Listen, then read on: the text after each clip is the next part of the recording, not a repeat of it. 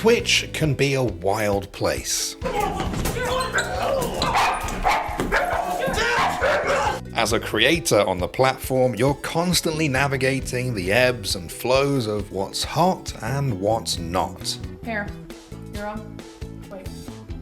Bro, that was so gross. I was giving you the whole spoon. Sometimes it can feel like the more outrageous you are, the more popular you get.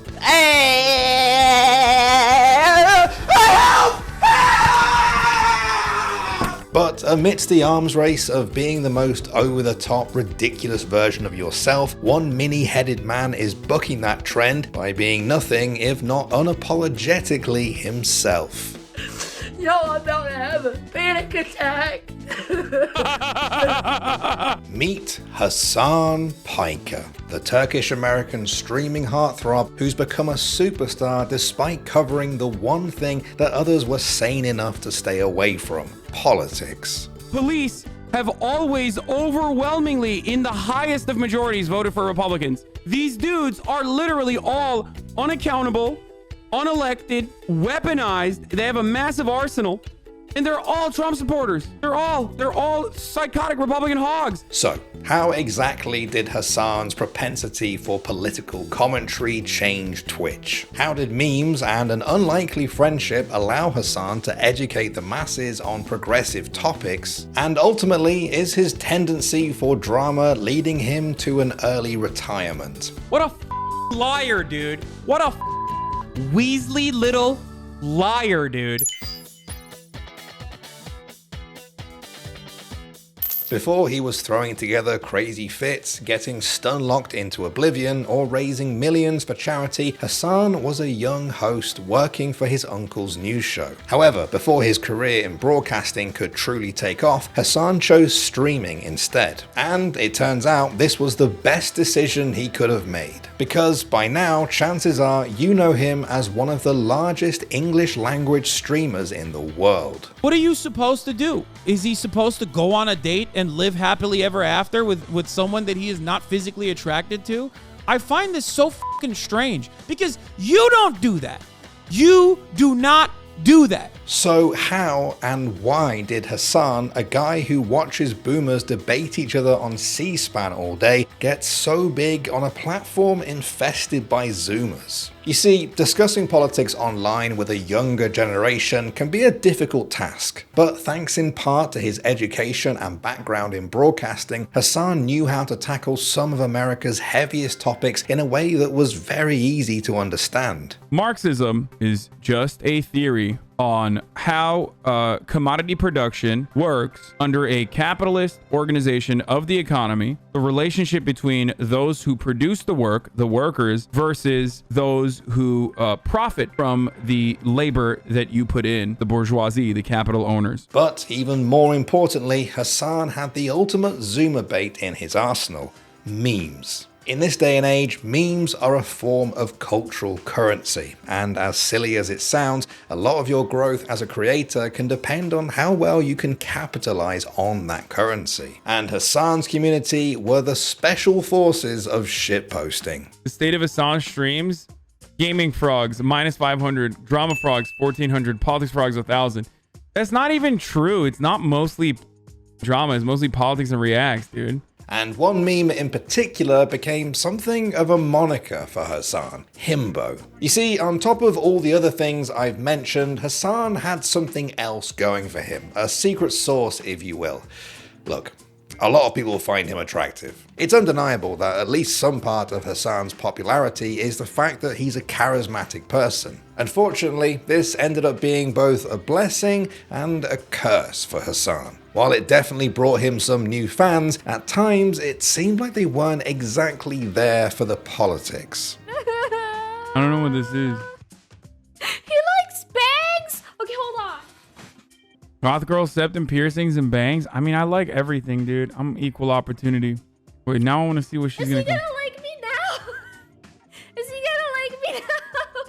Please like me, Hasan. But Hasan did find a way to use this to his advantage. He basically weaponized the himbo. To put it simply, he knew that even if some people were showing up just to watch, they were still staying for the discourse. The entire family is ridiculously wealthy and should not. She also had a lot more influence over the government than people think she did, for the record. She made a concerted effort to thwart independence movements and prevent newly independent colonies from leaving the Union from the Commonwealth. True. Hasan quickly proved to these thirsty viewers that he was smart, well-spoken, and passionate about his beliefs. And to be honest, even his haters couldn't resist. Do you think Hasan Piker is hot?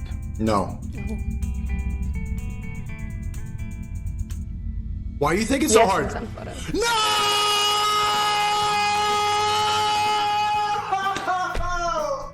But being a himbo became more than just a meme for Hasan and his community. Not only did Hasan turn it into part of his brand, he also used it to redefine the male identity for his viewers. To a lot of young men in his audience, Hasan was a prime example of what healthy masculinity could look like. And with the ongoing rise of so-called men's rights activists, Hasan provided a very different perspective at an important time. I don't know why people make such a big deal out of this one way or the other. Like, it's not a big deal either way. And I say this as someone who I had never worn a dress before until you guys sent me a dress. And that shit's liberating, dude. Like, Ben Shapiro could try as hard as he can to look more masculine. I could try as hard as I can to look more feminine, and I would probably still look more masculine than Ben Shapiro. It's ridiculous to assume that, like, there is this binary and that, like, gender expression is limited. Hasan was able to create a space for open political discourse in the upper echelons of Twitch and beyond, which inevitably led to the subject matter becoming less and less taboo on the platform. But amidst Hasan's efforts to re-educate Twitch, one man stood out as his biggest challenge since the very beginning. The shell on turtles, do they spawn with it? When the two first met back in 2018, xQc played every game, covered every topic, and had a legion of emote spamming juicers that hung on to his every word, and his popularity was skyrocketing.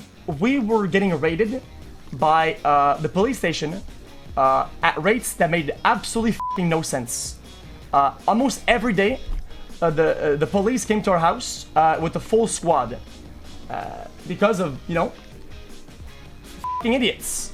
Okay, and I was generally scared that I was going to die. To top it all off, xQc had a history of not exactly playing by the rules, which was part of the reason why he was so popular. So, whether it was intentional or not, Hasan seemingly made it his mission to tame xQc. After all, if he could get through to chaos personified, he could get through to anyone. And although it seemed like he had his work cut out for him, X seemed genuinely interested in learning. Well, I'm getting the gist of it. I'm getting like the counter arguments. It's not really that I'm arguing it. I'm sort of like I'm having these ideas, but they have holes in them because I have like this train of thought, but they're counteracted by some of your answers to it. So I think it's good. It turned out that the two had a lot more in common than people would have thought, and as their friendship blossomed, Hasan's political opinions started to rub off on X. Soon, Twitch's biggest, most bombastic personality was dishing out his own nuanced takes on the world's most divisive issues, and he was doing it in front of his massive audience.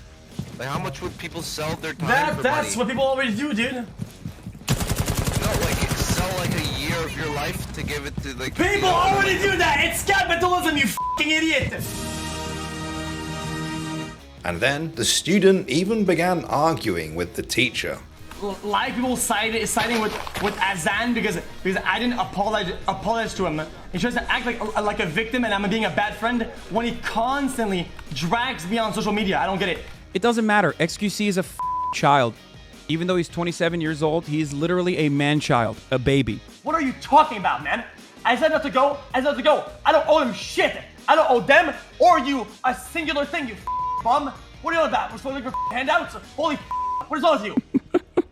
But at the end of the day, what truly mattered was that Hasan was able to reach an audience that would have likely never sought him out on their own, and formed a legitimate friendship along the way. Thanks to his efforts, we now live in a world where you can be a Hasan Abi head and a juicer at the same time. And even though their most recent beef caused a pretty big rift between their communities, it's hard to believe that these two could ever stay mad at one another for long. One of my favorite people to hang out with off camera is Felix, because I'm just gonna let you juicers in on a secret, okay?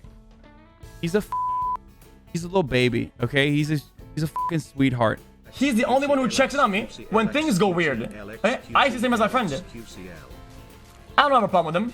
I love Hasan. But becoming a political shitposter and the symbol of socialism on Twitch came at a cost. Some of Hasan's spicier takes were getting a fair bit of criticism, and he had no choice but to push back.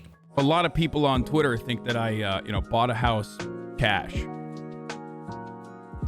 It's because they're fucking stupid. Sorry. It's because they're 14 and they're leftists. And they just learned about Marxism over the course of these past couple of months. So, of course, they're kind of dumb. So, whether he was calling out an ignorant chatter or fighting an entire Twitter mob, as the controversies piled up, it became clear that Hasan was having trouble taking things in his stride. The whole point is demotivating people to work! And it's not even true! Don't come in here with these fucking idiotic brain dead. I studied Econ 101 takes. The moral hazard is a moral hazard. Suck my fucking dick. People who think feminists are the problem are dumb, okay? That's the point I'm making. Why do so many of you try to actively undermine everything I fucking say? I'm saying the opposite. This is literally like foundational political theory, okay? Please stop fucking diluting serious analysis by saying Murat's bread theory, okay? That's not just Murat's bread theory, you fucking idiots. Shut the fuck up. Shut up. Shut up. Twitch brain-rotted dumbasses, dude. I'm done. I'm done. I'm done for the day. I think I literally have a fever coming on. I've whipped myself into anger so much. Now, although these outbursts could be seen as good content, it was also providing his haters with more ammunition, and it began taking a toll on Hasan's mental health. I normally, maybe a younger Hasan would take the smoke and be like, I'm gonna do it. F it. F you, suck my dick, and make a lesson out of that. But I'm done. I'm too old. I've gotten ass-fucked by Twitter weirdos so much that every single time this kind of shit heats up in my chat or on Twitter, you see it. You see the designated haters that come crawling out of the woodwork. At the end of the day, Hasan did what no one else could. He came to Twitch as an outsider and made political commentary cool. He befriended some of the platform's largest creators and encouraged their audiences to engage more with politics that affect their lives. And also, this notion that like left-leaning investigative reporters, thinkers are not blacklisted from every fucking outlet by those who espouse the values of freedom of speech, by the way, like Ben Shapiro or fucking Alan Dershowitz.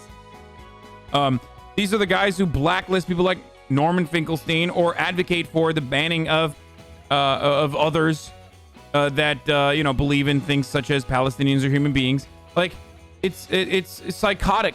But most importantly, Hasan has managed to raise unbelievable amounts of money for a ton of different charities and has used his platform to shed light on important issues. And sure, Hasan gets his way sometimes, but his level of passion and integrity are truly a breath of fresh air. And whether you agree with his views or not, one thing's for certain: Twitch would not be what it is today without Hasan. The greatest enemy of leftists or other leftists? Always. Like, when right-wing shitheads say I'm a fucking rich person who's a piece of shit or whatever, it doesn't bother me as much as when I see leftist people who are like, F you. And it's fine. I understand why you're mad. Because everyone is against you. I understand why you're mad. Because legislation is against you. But trust me, like, there is no clout to be had by defending trans people. Just like there's no clout to be had by defending marginalized communities. There's no clout to be had by being a fucking socialist. Your life is bullshit when you do this. It's awful. Hence why I don't do it for the clout. I do it because I believe in it, okay? I feel like I've seen a lot of clips of Hasan doing impressions of British people. And if he watches this on stream, yeah, I wonder if he'll do an impression of me. He's always doing an impression of a rich person. He's like, hello, mate. Hello, governor. That kind of impression.